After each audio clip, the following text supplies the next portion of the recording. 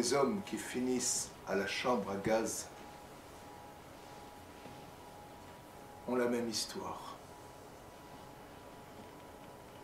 Ou plutôt,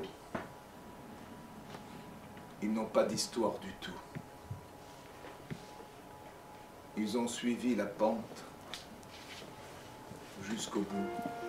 Ces mots-là sont exprimés, quelque chose de, à la fois de serein, en même temps de terrible, parce qu'il y a quelque chose de terrible aussi, mais en même temps, dans la musique d'Haydn, on entend ces moments de joie qui sont là.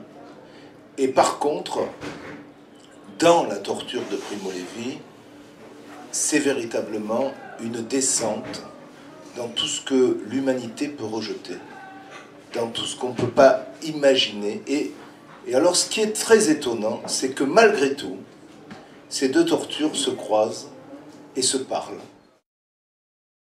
Les blessures de nos mains se rouvriront, et pour obtenir un pansement, il faudra chaque soir faire la queue pendant des heures debout dans la neige et le vent. Nous disons faim, nous disons fatigue, peur et douleur, nous disons hiver, et en disant cela, nous disons autre chose, des choses que ne peuvent exprimer des mots libres, créés par et pour des hommes libres. Car l'hiver, ici,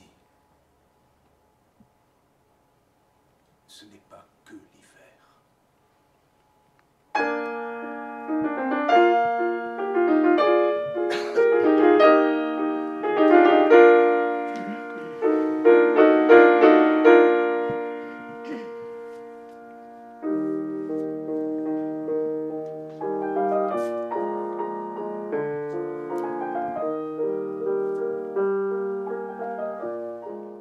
Pouvoir prononcer cette parole pour un homme qui est crucifié, c'est quelque chose d'insensé.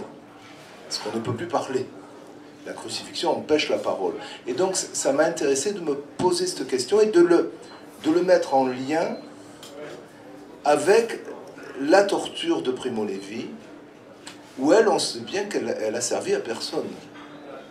Et personne ne se dit que ça a été fait pour nous. Ça a été fait pour personne. Ça a été fait que pour avilir l'humanité et donner quelque chose d'extrêmement noir à l'humanité. C'est pour ça que ma scénographie, elle répond à ça. Le piano et les 7 dernières paroles, c'est un peu dans l'œil d'un cyclone.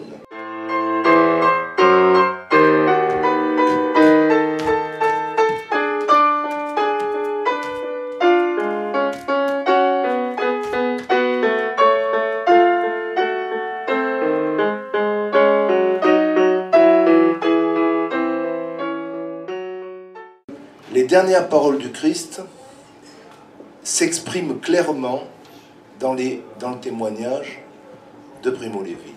L'idée de la soif, l'idée de, et ça, là ça rejoint le Shabbat, l'idée de ne pas être dans un reproche aux bourreaux. Les bourreaux ne sont pas des bourreaux, ils sont, dans les deux cas, Primo Levi dit: comment peut-on frapper un homme sans colère? Pardonne-leur, ils ne savent pas ce qu'ils font. Pour moi, j'ai l'impression qu'ils disent presque la même chose.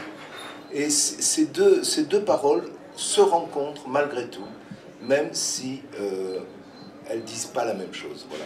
Voilà donc ce qui était pour moi le départ de ce spectacle.